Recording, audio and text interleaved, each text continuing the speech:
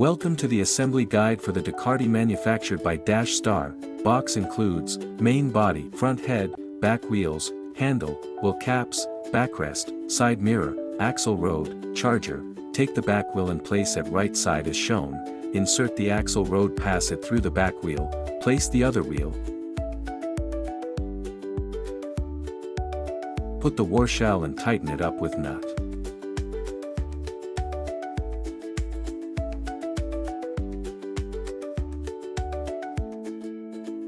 Put the wheel cap on.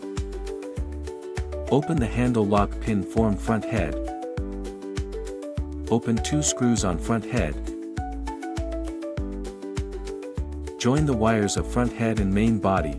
Front head to the main body. Put the handle on, pass the handle lock pin and fix the front head and main body together. Tighten the nut. Tighten the nuts on handle. Put the side mirrors on. Open the seat cover.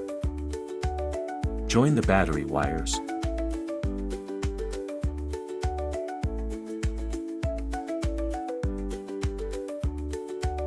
Put the seat cover back. Put the backrest. Charging point. Now this Ducati EV bike is ready for your kid to use.